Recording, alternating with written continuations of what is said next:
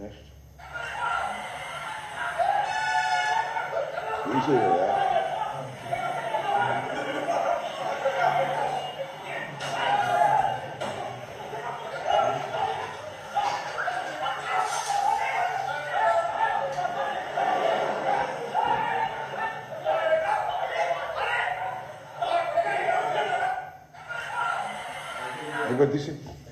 ఇది పెదకూరపాడు నియోజకవర్గంలో నంబూరి శంకర్రావు గారు వరద పీడిత ప్రాంతాలు ఎక్కడైతే లోతట్టు ప్రాంతాలు మునిగిపోయాయో ఆ పంటలు చూడటం కోసం వెళ్ళాలని నిర్ణయించుకొని బయలుదేరితే చూడండి, తెలుగుదేశం పార్టీకి సంబంధించినటువంటి నాయకులు కార్యకర్తలు కార్లు బయలుగొట్టారు.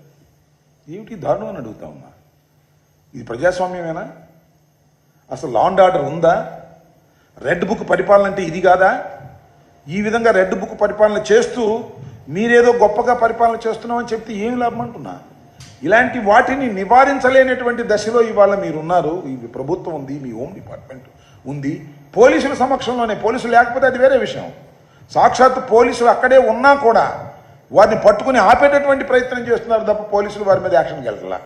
యాక్షన్కి వెళ్తే మళ్ళీ ట్రాన్స్ఫర్ అయిపోతాయి, గందరగోళం అయిపోతే ముఖ్యమంత్రి గారు ఊరుకోరు, హోంమంత్రి గారు ఊరుకోరు అనేటువంటి పద్ధతుల్లో వ్యవహరిస్తున్నారు. పోలీసులకు ఫ్రీ హ్యాండే లేదు. పోలీసులు వైఎస్ఆర్ కాంగ్రెస్ పార్టీ కార్యకర్తలను కొడుతుంటే చూస్తూ ఊరుకునేటటువంటి పరిస్థితికి వాళ్ళ లా అండ్ ఆర్డర్ రాష్ట్రంలో వచ్చింది అంటే మనం ఎక్కడ ఉన్నామని అడుగుతా ఉన్నా. ఇన్ని దౌర్జన్యాలకు పాల్పడుతున్నారే మీరు, ఇది ధర్మమేనా అని అడుగుతా ఉన్నా. నారా చంద్రబాబు నాయుడు గారు గుర్తుపెట్టుకోవాలి, అధికారం శాశ్వతం కాదని మనవి చేస్తున్నా. అధికారం మాకు ఉంది, ఇవాళ మీకు వచ్చింది. శాశ్వతంగా మిమ్మల్ని అంటిపెట్టుకునే అధికారం ఉంటుందని అనుకోవడం చాలా పొరపాటు. గుర్తుపెట్టుకోమని మనవి చేస్తున్నా. రోజులు గిర్రులు తిరిగి వస్తాయి. ఇలాంటి దౌర్జన్యకాండకు మీరు పాల్పడుతున్నారు, ఈ దౌర్జన్యకాండను ప్రోత్సహిస్తున్నారు. ఐఎమ్ డిమాండింగ్ హోమ్ డిపార్ట్మెంట్ ఇమీడియట్గా వారి మీద యాక్షన్ తీసుకోండి, వారి మీద కేసులు రిజిస్టర్ చేయండి. కేసు రిజిస్టర్ చేసి వారి మీద యాక్షన్ తీసుకోకపోయినట్లయితే మీరు భస్మాసుర హస్తంలాగా మీ హస్తాన్ని మీరే నెత్తిన పెట్టుకునేటువంటి పరిస్థితి వస్తుంది. ఇది సరైనటువంటి విధానం కాదనే విషయాన్ని దయచేసి గుర్తుపెట్టుకోవాలని ఈ సందర్భంగా నేను మనవి చేస్తున్నా. ఇప్పటికైనా పరిస్థితిని గమనించి చంద్రబాబు నాయుడు గారు వీళ్ళందరూ కూడా సరైన పద్ధతుల్లో వ్యవహరించాలని కూడా ఈ సందర్భంగా నేను కోరుతూ ఉన్నాను. ఓకే,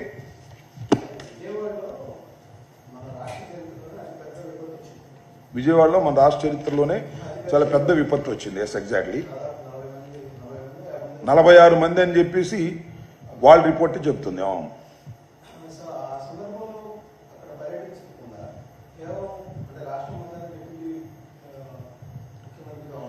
డిప్యూటీ సీఎం గారా ఆయన మొన్నే చెప్పాడుగా, పిఠాపురం అంటే that is his own constituency. So deputy CM అసలు ముఖ్యమంత్రి గారే ఇక్కడ ఉండి పర్యవేక్షించటమే కరెక్ట్ కాదు అని ఇండైరెక్ట్గా మన డిప్యూటీ సీఎం గారు చెప్పారు. ఎందుకంటే నేను వెళితేనే, అంటే డిప్యూటీ సీఎం గారు వెళితేనే అడ్మినిస్ట్రేషన్ అంతా తన చుట్టూ ఉంటుందని, రిలీఫ్ యాక్టివిటీస్ జరగవని తెలిసి నేను వెళ్ళలేదని చాలా స్పష్టంగా చెప్పాడు. ఇవాళ ఆయన కాన్స్టిట్యున్సీ కాబట్టి ఆయన వెళ్ళి ఉంటాడని నేను అనుకుంటున్నా. మన రామానాయుడు గారి లాగా ఓవర్ యాక్షన్ చేయదలుచుకుంటే మన డిప్యూటీ సీఎం గారు కూడా వచ్చి ఒక చిన్న చీపరు పట్టుకుని ఇట్టా ఓటం మొదలెట్టానుకో, ఇక చూసుకో అన్ని పేపర్లు ఫ్రంట్ పేజీలో వస్తుంది, అన్ని టీవీల్లోనూ మోగిపోద్ది. కాకపోతే ఆ ప్రచారం ఇష్టం లేదని నేను అనుకున్నాడేమో. కాకపోతే నాకు ఇప్పుడు మీరు చెప్పే కాబట్టి గుర్తొస్తుంది మా రామానాయుడు గారు, అంటే మన ఇరిగేషన్ మంత్రి గారు. ఆయన చాలా కష్టపడిపోయాడంట, మీరు చూసారా? బుడమేరు నాకు తెలియక అడుగుతానండి. ఇరిగేషన్ మినిస్టర్ అంటే గండు పొచ్చడానికా? ఆ గండు పొచ్చడం కూడా మామూలుగా పొచ్చలేదంట. ఒక గొడుగు వేసుకున్నాడు, పచ్చ చొక్కా వేసుకున్నాడు. పాప మంచోడు, ఏ మాటకి ఆ మాట. నేను ఎట్లయితే ఇలా ముద్ర వేసుకుంటానో ఆయన కూడా పచ్చ చొక్కా వేసుకొని పార్టీ కమిట్మెంట్గా ఉంటాడు. దాని వరకు శభాష్. కానీ చంద్రబాబు నాయుడు గారు ఇరిగేషన్ మంత్రి గారిని ఎక్కడ పెట్టాడంటే, ఇంతవరకు ఇరిగేషన్ మంత్రి గారు పోలవరం గురించి మాట్లాడా? చంద్రబాబు నాయుడు గారే మాట్లాడతాడు. ఏ ప్రాజెక్టు గురించి అయినా మాట్లాడా? చంద్రబాబు నాయుడు గారే మాట్లాడతాడు.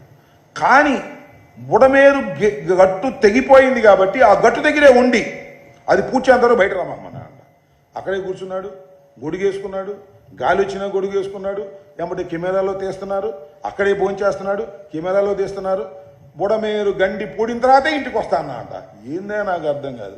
బుడమేరు గండి పూడ్చడానికి ఎంత గొప్ప ఇరిగేషన్ మంత్రిగా పనిచేయటం నాకేం అర్థం కాల.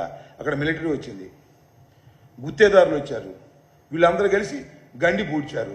అదేదో పెద్ద విపత్తులాగా, పెద్ద విపత్తు ఏమో చాలా పెద్దది, దానిలో గండి దిగటం అనేది ఒక చిన్న అంశం. ఆ గండిని పూడ్చేంత వరకు కూడా విశ్రమించని రామానాయుడు అని రీల్స్ మీద రీల్స్ వచ్చేస్తున్నాయి.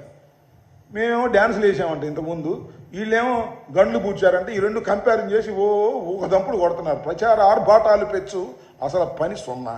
నాకు తెలియగలుగుతానండి, అసలు మీరు ఎన్ని రీల్స్ పెట్టుకునే బదులు ఆ 1వ తారీఖు, అదే 31వ తారీఖు రాత్రి ఒక్క 3 గంటలు మీరు ఎవాక్యుయేషన్ చేస్తే చచ్చిపోయేవాళ్ళు కాదు కదా ఇంతమంది. పొలాల నష్టం జరిగితే జరగవచ్చు, అది వేరే విషయం.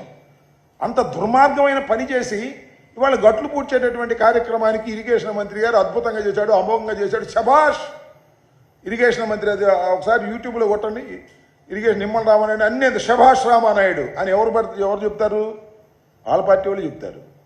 అద్భుతం రామానాయుడు ఎవరు చెప్తారు? ఏబిఎన్ వాళ్ళు చెప్తారు. రామానాయుడిని మీ భలే ఫలా రామానాయుడు ఎవరు చెప్తారు? TV5 వాళ్ళు చెప్తారు. వీళ్ళు డబ్బాలు కొట్టుకుంటున్నారు. నాకు తెలియగలుగుతా ఏమిటిదంతా అంటున్నా. Administration is not like that. Administrator అంటే శాసనాలు చేసేవాళ్ళం మేము. అవసరమైతే విజిట్ చేయొచ్చు, తప్పలేదు. విజిట్ చేయాలి, విజిట్ని పరిశీలించాలి, అక్కడ ఉన్నటువంటి ఉద్యోగులకు పురమాయించాలి. మళ్ళీ అవసరమైతే 1-2 సార్లు విజిట్ చేయి. సోమవారం పోలవరం లాగా వెళ్ళు, కానీ పోలవరంలో నేను ఉంటా, పోలవరంలో నేను భోంచేస్తా, పోలవరంలో నేను స్నానం చేస్తా అంటే ఏంటది? Is it administration? అదేమంటే అంబటి రాంబాబు గారు అలా చేయలేదు, డ్యాన్స్లు వేసాడు, ఆయన ఏమో అరిశాడు. ఏమిటిది నాకు అర్థం కాల. ఏదో సంక్రాంతికి కాసేపు డ్యాన్స్ వేస్తే అది గొప్ప విషయమా? చంద్రబాబు కూడా డ్యాన్స్ వేసాడు యోగాలు, మీరు ఎప్పుడు చూసారా? యోగా సందర్భంలో అదే చూపించి సరిపోయిందా? కాకపోతే ఏంటంటే ఇవాళ మీడియా ప్రభావం పెరిగింది కాబట్టి యూట్యూబ్లో రకరకాలుగా శభాష్ రామానాయుడు, శభాష్ నిమ్మల, బలిరా నిమ్మల, సొంత డబ్బాలు కొట్టుకుంటే ప్రయోజనం లేదు నాయన. మీ గురించి ఏమనుకుంటున్నారు ప్రజలు అర్థం చేసుకోండి.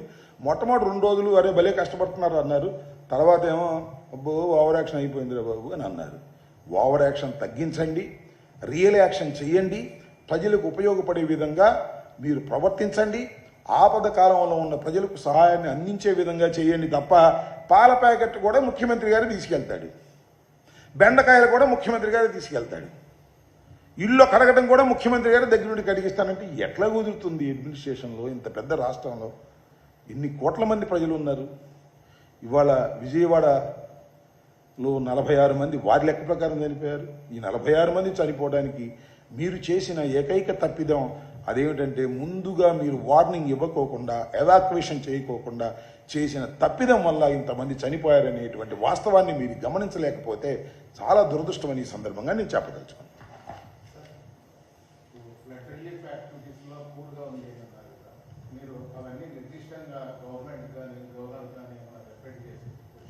చూద్దాం సార్, తప్పనిసరిగా చేద్దాం. ఇప్పుడు దీన్ని రాజకీయం చేస్తున్నామని చంద్రబాబు నాయుడు గారు అంటున్నారు. ఎవరు రాజకీయం చేస్తున్నారో అర్థమవుతుంది. 3 పడవలు వెళ్ళి 5 పడవలు వెళ్ళి గుద్దుకుంటే దాన్ని రాజకీయం చేసి మా ఎక్స్ఎంపీలని, ప్రజెంట్ ఎమ్మెల్సీని ఇరికించాలని రాజకీయ కక్ష ఆయన వ్యవహరిస్తున్నాడు. ఎస్, ఈ రిలీఫ్ మీద ఏదైతే అట్టర్ ఫ్లాప్ అయిందో దాన్ని మేము పత్రికాముఖంగా ప్రజలకు చేరవేస్తున్నాం. అవసరమైతే దాని మీద సమగ్రంగా రిపోర్ట్ కూడా చేస్తాం. తప్పనిసరిగా గవర్నర్ కావాల్సి వస్తే కలుస్తాం, ఆయనకి పంపాల్సి వస్తే పంపుతాం. టోటల్గా నేను మనవి చేస్తున్నా, ఈ బుడమేరు వరద, కృష్ణానదికి వచ్చిన వరదలో మానవ తప్పిదం, వారి ఫెయిల్యూర్స్ చాలా క్లియర్గా కనిపిస్తున్నాయి. మేము క్లియర్గా కూడా చెప్తున్నాం. నేను మీకు చెప్పాను లాస్ట్ టైం ప్రెస్ మీట్లో కూడా, అసలు వరద వస్తుంది కృష్ణానదికి అంటే నువ్వేం చేయాలి?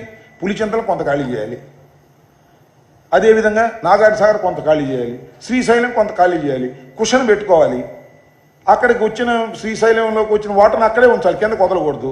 వదలకూడదంటే అక్కడ కొద్దిగా కుషన్ ఉండాలి. అలాగే నాగార్జున సాగర్లో నీరు వదలకూడదు, కుషన్ పెట్టుకోవాలి. పులిచింతల్లో కుషన్ పెట్టుకోవాలి. నేను ఒకటే మనవి చేస్తున్నా, మీరు ఒకసారి ఆలోచించండి.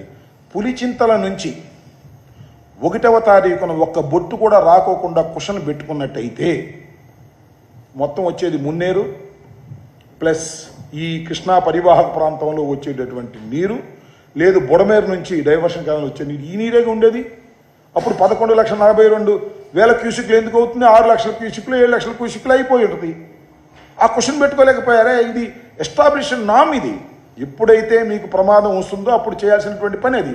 ఆ ప్రమాదాన్ని చేయకోకుండా